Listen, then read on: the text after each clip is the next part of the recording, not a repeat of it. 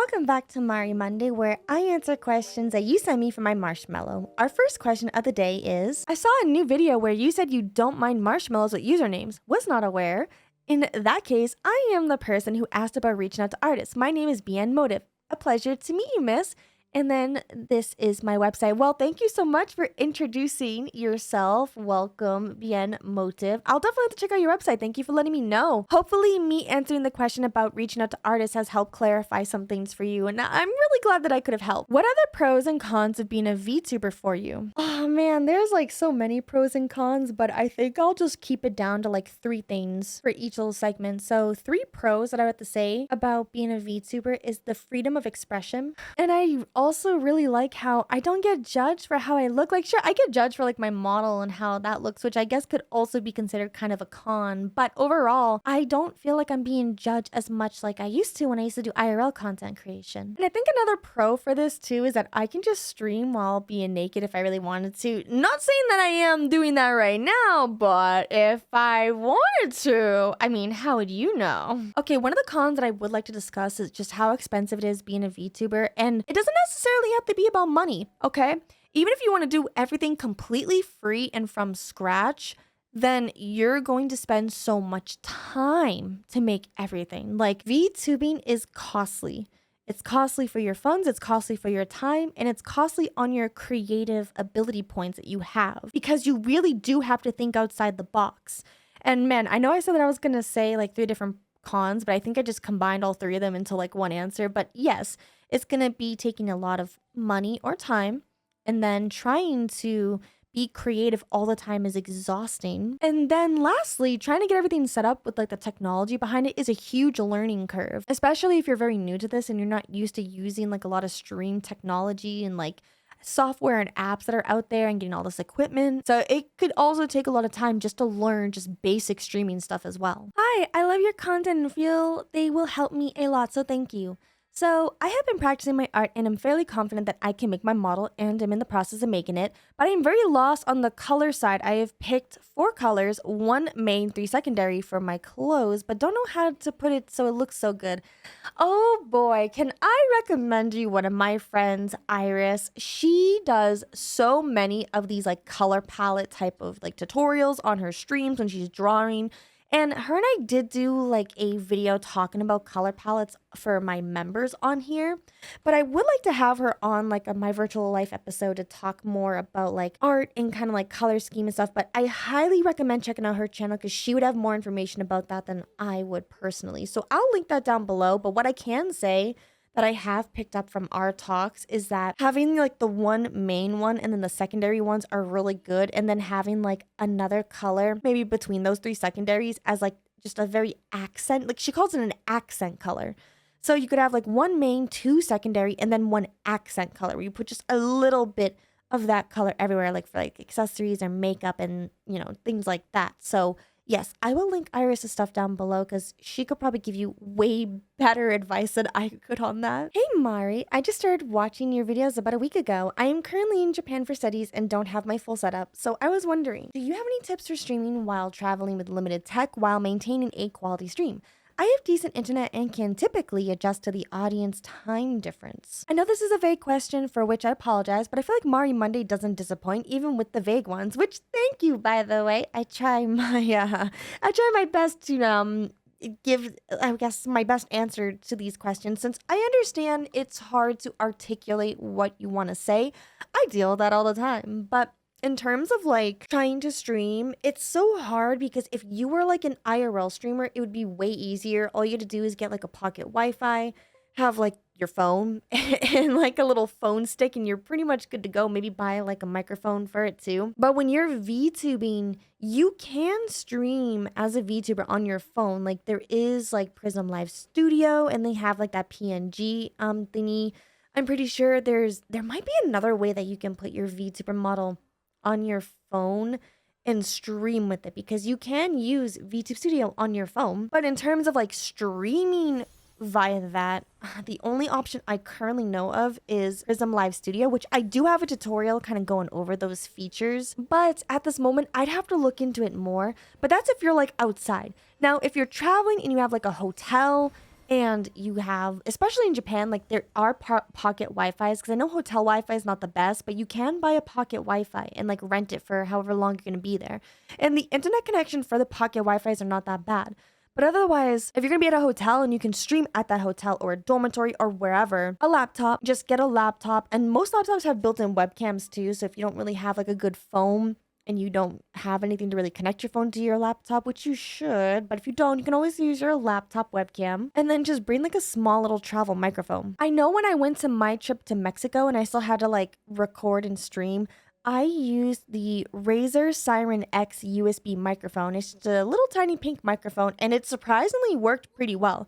Now, it was a little hard to like soundproof the hotel room for obvious reasons, but the audio quality really wasn't that bad, and I was able to record this video over here. There are other like smaller travel microphones that you can definitely do, and there's also like some clip-on microphones that I will leave a link down below this video, a couple different options, because I can't think of them off the top of my head, but I recommend just getting a more smaller microphone for you to be able to walk around and travel with. What really comes down to a lot of this is the laptop you're going to be using. I do recommend getting some kind of like nice gaming laptop. You can even stream from a MacBook, I believe. Or again, you can just do everything on your phone, but you're going to be limited on your phone because, well, you can only do things that are on your phone, and most of it's probably me chatting or playing mobile games. So yeah, definitely check out the Prism Live Studio tutorial that I have on that specifically.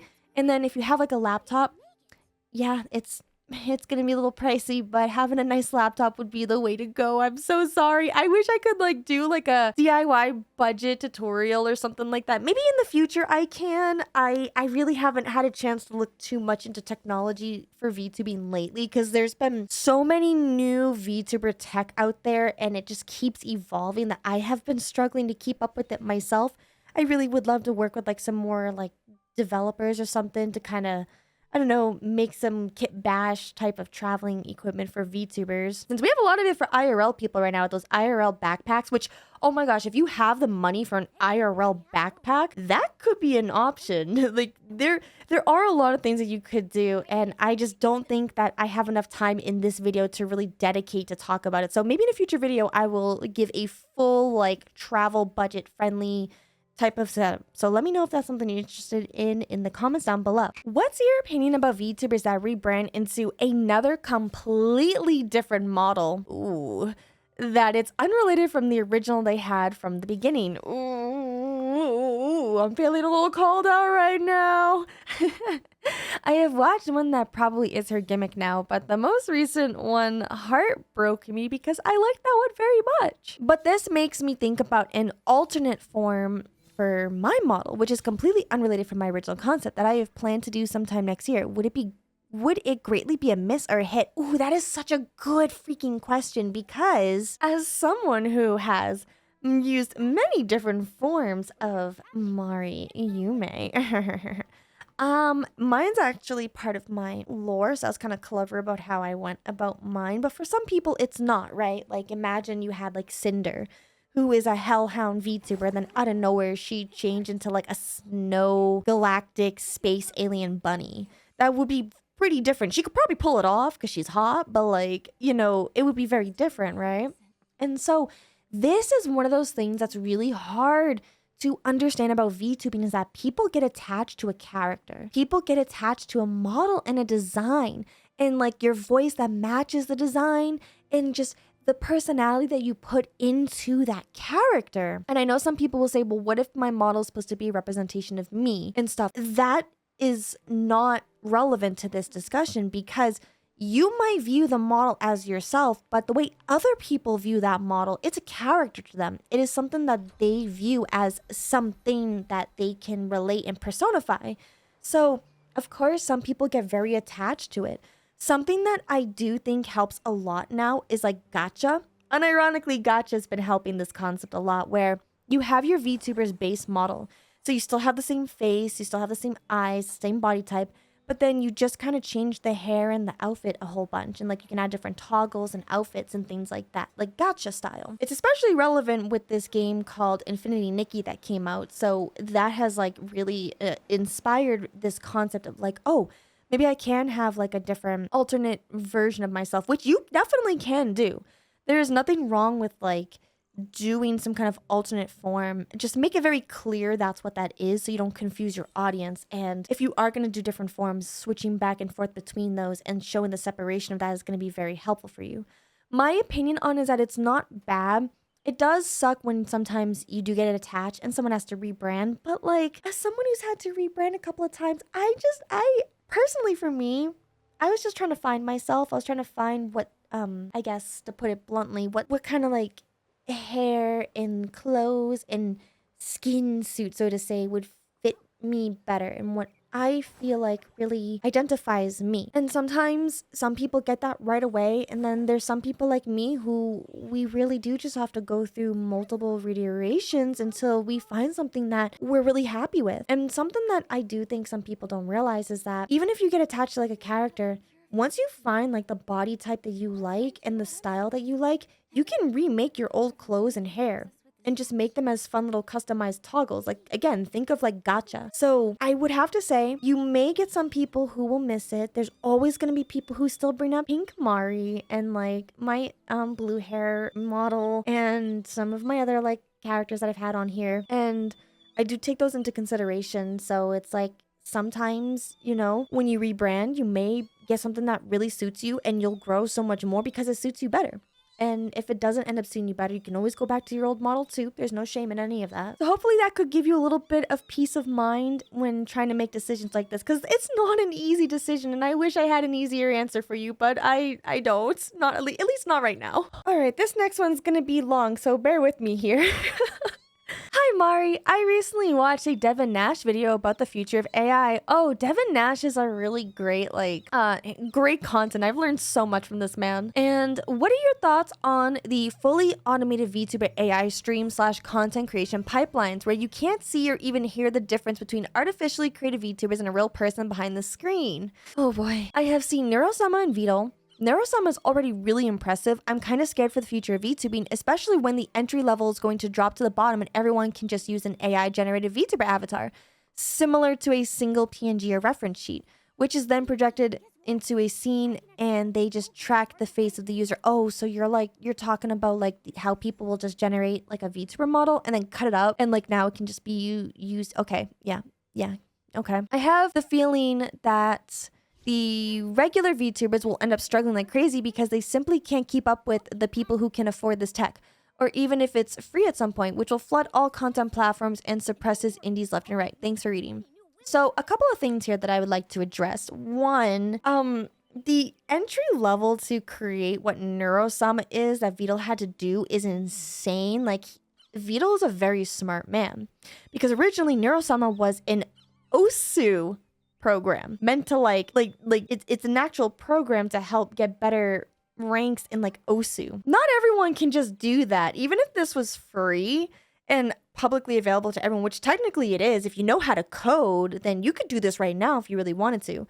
But even so, Vito has to constantly maintain and like essentially puppet Neurosama to some extent, like all the different filters, like constantly asking who's in Paris and making sure she's not saying slurs on stream. Like that took a lot of time. I remember when Vito was struggling with that kind of stuff for a while. It made some interesting clips, which is what got Neurosama to be more popular. But you also have people like Code Miko, who's also doing a lot of AI type of VTuber avatars. And the technology behind that is also insane. So I understand the worries of generative AI because, you know, it's really bad for the environment. It also kind of steals a lot of stuff from other artists. And overall, it can feel a lot more generic. And I think that's kind of like the key thing here is that an AI can do like a lot of things to copy human like behavior, but that's all it ever is just a copy. And someone still has to kind of control that. So even if other people try to bring these content mill VTuber avatars, which I know they're gonna try, it's still not gonna give you that personalized connection that an indie VTuber or a corporate VTuber will be able to give you. And it's gonna be a little annoying for the viewer to have to kind of sift through the slop And yes, I will say that most AI content is, in fact, slop. I already know the comments will be heated about me saying that, but it's true. I saw that one thing at the Gamer Awards. And most people just want an actual personalized connection. That's why like actual artists and people who do VTubing, well, they're preferred because people want like that actual connection, which makes a lot of sense. So it is gonna probably happen and it's gonna be annoying, but I don't think it's gonna make other creators struggle. Because at the end of the day, the reason why people struggle is because the content isn't really resonating with the people that they're trying to reach out to. And most of the time, a lot of creators don't even know who they are even reaching out to. And neither will an AI. An AI can guess based off of the prompts that you give it, but it's still like gonna give and react to only the information that, well, you give it. So hopefully that can put your mind at ease a little bit, because I don't think it's gonna be that big of a deal. I think it's something where it's gonna be more of an annoyance, but it's not gonna be suppressing any indies at any point. The only one who will suppress an indie is themselves. Hi Mari, I am planning on becoming a PNG tuber in 2025. I have and had 2 concepts in mind and honestly left it up to the artists on which concept they'd find easier to do. Both are likely super overdone, I know. First concept is a Miko Shrine Maiden, and another was just a schoolgirl. No cat ears or any features like that. Anyway, my question is there even such a thing as an overdone concept or idea for a model PNG tuber? Thanks.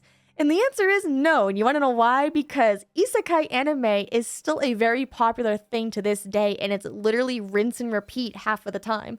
Now, there has been a couple of different nuances and some other like little seasonal spicy things sprinkled in on there, but overall, it's still the same concept. In fact, most media is always just a repeat of the same idea, just kind of told in a different way. So with your Miko like Shrine Maiden or your schoolgirl concept, you can still make these concepts work. You just have to give it a different spin, tell it in a different story that is going to be appealing and resonates with a group of people. I mean, come on, like I'm a cat girl here. Like I'm literally like a black cat. Like that is the most generic and overdone concept you could ever do. And yet I'm still here somehow.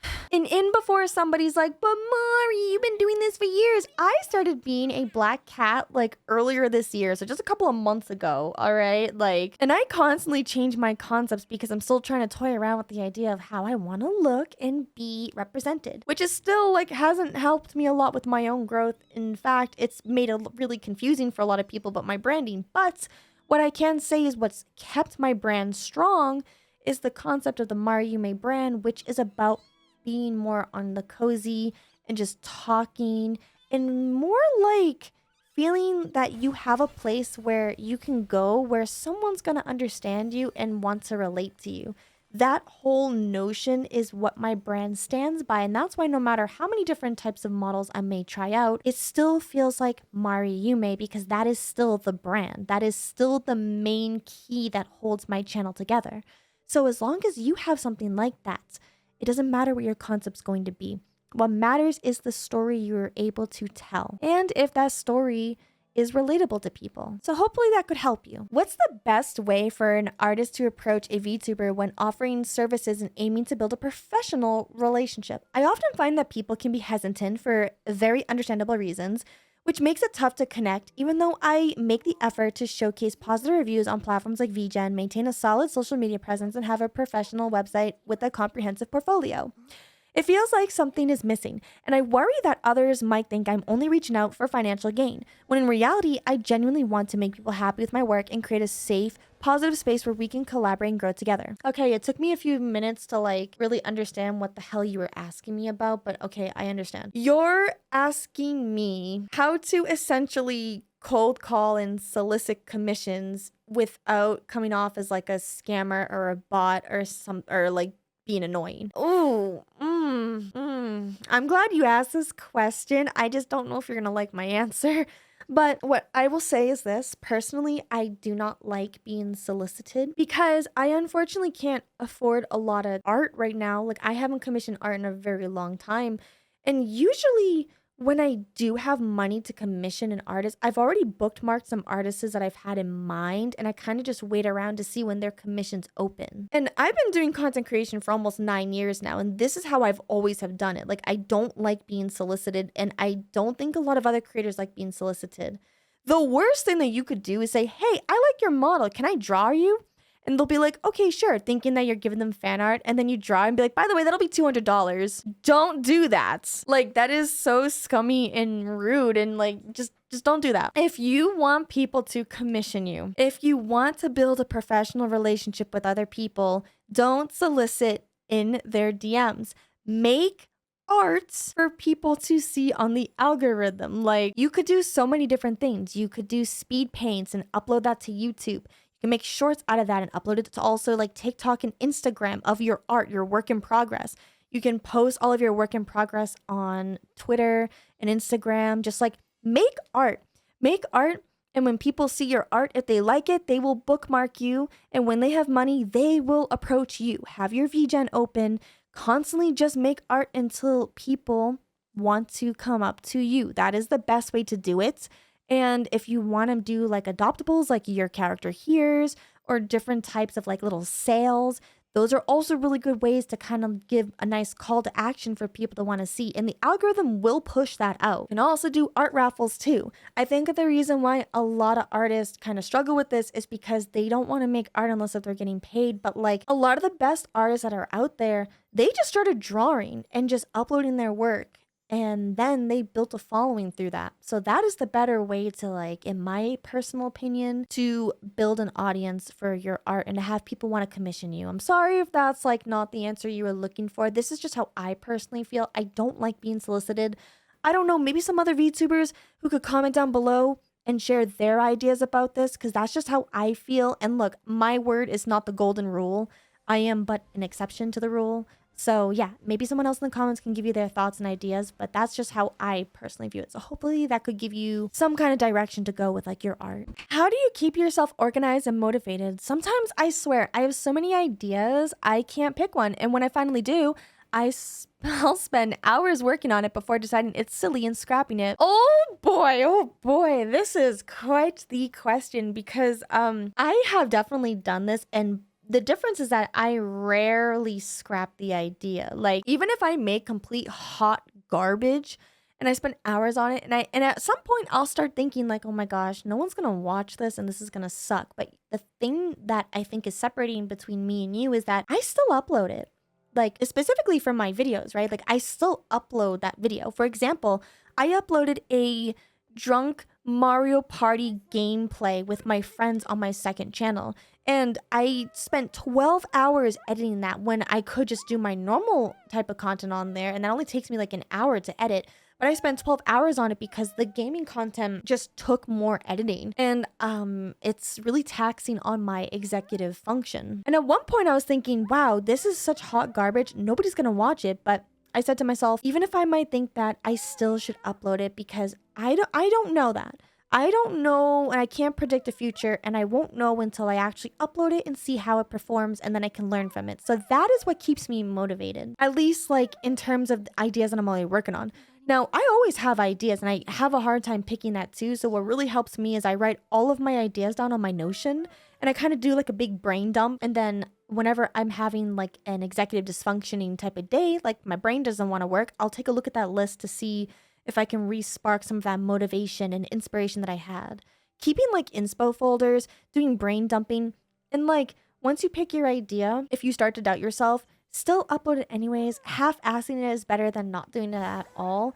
And if you truly do think it's like not a good idea, it's okay to scrap it and start over. Like, it's not like I want you to do like that time cost fallacy where it's like, well, I spent all this time, I have to upload it. My thing that happens to me is I start to self-doubt myself. And that's why I have to push through that. But if I genuinely do think that the idea is just not good, and I'm like, oh no, wait, this is actually bad for like a very different reason, then I will scrap it. And I have done that for a couple of different videos. But yeah, I keep things in folders, and I use Notion to really help me stay organized. So hopefully that could help you out too. I'll leave a link down to Notion. You can use my affiliate link to sign up for it. It's free.